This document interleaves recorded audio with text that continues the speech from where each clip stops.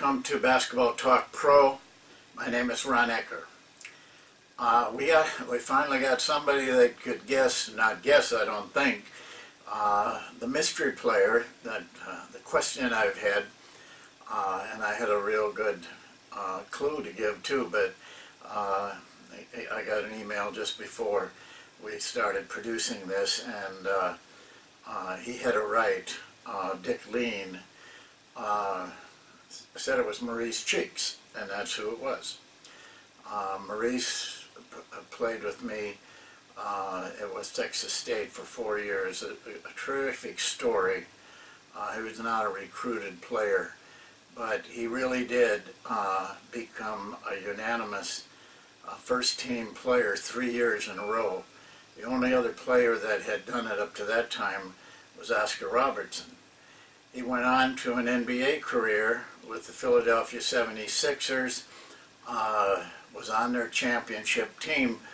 I don't remember the exact year they won it, but I think it's the only one they won for some time. But he, was a very, very important part of that team. I think he made the All-Star team 3 or 4 times. He has been suggested for the Hall of Fame. He's one of the, I think, the top 4 leaders and assists in the history of the NBA. So for a young guy that started out under very rough times, very difficult times, for him personally, he rose to the top, the very top, and it's quite a story. But there's a lot of people that do it too. Maybe some of you that are out there as coaches can do the same thing. Well, the title of this video is A Crunch Time Drill. And I wanted to bring this to you because I don't know what part of the season you're in. But I think that being able to play in winnable or losable games in the last part of the game is a very important thing for you to learn how to do. And I say it's important for this reason. Some years ago, not too long ago, I did a pretty intensive study on this very thing. And what I found out, and it kind of surprised me, it started with our own team, the team I was assistant on then. I had done all of the year's plays, and I went back and did them when we were in winnable games in the last part of I used 5 minutes, the last part of the game, that we were still able to win it or lose it. And I was surprised to find out how many, because we didn't have a real good season, how many games we were in it at the 5-minute mark. About half our games. Had we done better in those 5 minutes, in those games, we probably would have been a playoff team. Well, that spurred me to look at other teams, and I was really surprised, but it wasn't too much of a surprise after doing our own team, that almost all of the teams in the NBA play in winnable or losable games in the last 5 minutes about 50% of their games. There was hardly any real change in that with any team except one. And that team happened to be a very good team. But they did not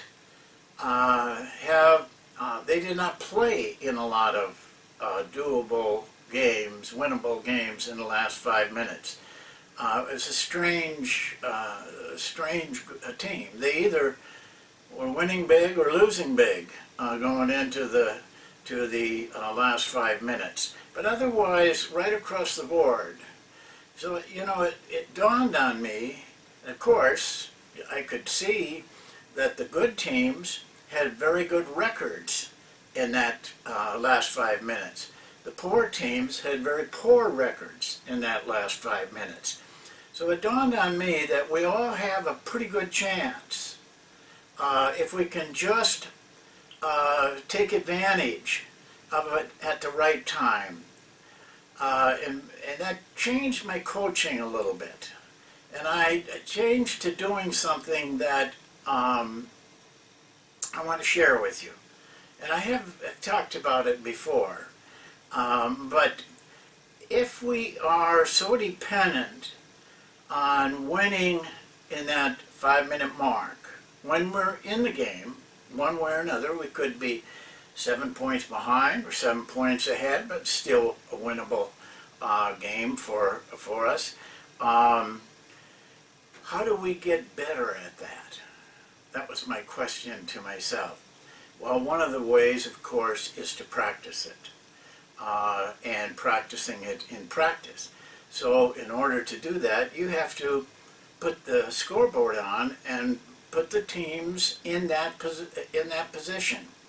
One of the teams is going to be having a lead going into that 5 minutes, and the other team is going to be behind. So both groups are in positions that they have to learn how to play well in. And if you do this, a number of times, I think you should do it a lot. And in 5 minutes, nobody's going to get blown out. It would be an anomaly if they did. So the game is always going to be close. And if you're scrimmaging, whether you're playing the first team against the second team, in 5 minutes the game's going to be close. Which means that both teams are stretched and have to learn how to play well in that situation. But there's another way to learn it, and that is practice it in games.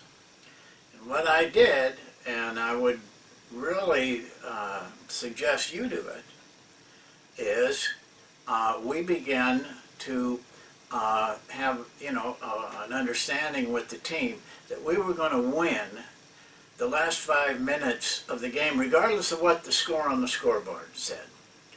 Now, the scoreboard was always the first thing in our mind, of course, but with good reason or good sense, we could still compete in the last 5 minutes to win. And what I'm talking about here, let me give you an example. And I always appointed somebody to come and tell me it was the 5-minute mark and where we were. You'll find guys on your team that get very emotional about this. And I had one, and he kept me up every time out. I knew whether we were behind by 2 or up by 2 in that 5-minute contest. For example, let's take this. Your team is in dark, and the team that's in white has got 72 points at 5 minutes, approximately. And you've got 52. Let me make sure I'm right on that. Yeah. You've got 52. So you're behind by 20 points. But at the end of the game, using that 5 minutes to win that last 5 minutes, even though the game is out of reach, the score is 80 to 62. What that means is you win the last 5 minutes. They scored 8, you scored 10. And that's the way you do it every game you play. Again, I want to remind you, I don't expect you to lose a game to win the last 5 minutes. You have to use common sense. When you get into the last 5 minutes, you're going to play to win the game. But you have a lot of games where it isn't like that. So what I'm asking you to do is assign somebody to tell you and keep telling you timeouts so you're aware of it. And then you can always go back to the films if you take films. But there's a lot to learn from this. First of all, you learn how to play, you learn who to play, and you learn what to play. How is the actual up and down things that happen in the last 5 minutes of a very close game. In practice or in games, you can have that feeling every time. Who is playing? If you are very a coach that really keeps track of things, you'll be surprised who plays well for you in the last 5 minutes of the game. Our best player for 2 years in a row was a reserve, but he always played at the end of the game, and he won games for us. But his scores were always higher than anybody else on the team. So we knew we wanted him in the game in the last 5 minutes. And you learn what you're going to do. For example, what offense are you going to run? What kind of defense? All these things. I don't think you have to have a rule, but be generally understanding so that in that last 5 minutes, you have a pretty clear idea of which defense or what kind of defense or your offense is in the past has been the most successful. Now, what I would say to you is this: keep your standings in this. We posted it on the in the locker room so that the players were always looking at it, because our goal was to win most of those 5-minute games, so we kept track of it. The players took pride in it. They really wanted to finish the season with a good record in the last 5 minutes, because they began to realize themselves that this was important. If we can do this well, we got a chance of being a better team, a better record, at least. I'm not sure it's changing the team, but we had a more positive attitude going into that last 5 minutes. For one thing, we got to know each other. They knew approximately what I was going to emphasize at that time. I knew approximately who would be playing the best and who I had to kind of watch out for. They might not be playing so well. So we learned together. But there was another part of it that I really liked, and that was this. When the score is 72 to 52 and you're on the losing end or the winning end, 5 minutes to go, what do? Normally, you start playing your reserves, don't you? And what do reserves usually do in that last 5 minutes when you got a big lead or you're behind? They go in and they shoot it up. You know, they launch everything. They forget about how to play well. I used to fight that. Every time I'd call timeouts, I'd get those guys to play right. But when we went to this rule, you see, now all of a sudden they had a lot of pressure on them, because the first team guys are sitting over there. They don't want to lose that last 5 minutes of the game. And so you played that last 5 minutes of the game just like it was a close game, regardless of whether you were ahead by 20 or behind by 20. So now you were using games to practice. If you play 28 games, you're going to get 28 times that you have to play that way in a game. It might be to win the game or lose the game, but it may be just to win the 5 minutes or lose the 5 minutes. I will guarantee you maybe that's a little strong, but if you do this right and conscientiously and work with your players in practice and get them motivated towards this, you're going to see your team improve in ways that you didn't realize. I can't explain it, but for me it just did. It just worked. The players just seemed to take on a new attitude, and they never had the opportunity to let down, whether they were behind big or lose big or it was a close game. They always had to face the pressure of that 5 minutes, and they took pride when their record in that area took place. I'm sure there are teams that are listening to me right now who probably are either out of the season or so strongly in it that they are pretty sure they're going to end up with a good year. Well, either case, you can improve yourself by using this last 5 minute drill. And that's what it is, a drill that we found a way to use throughout our whole schedule.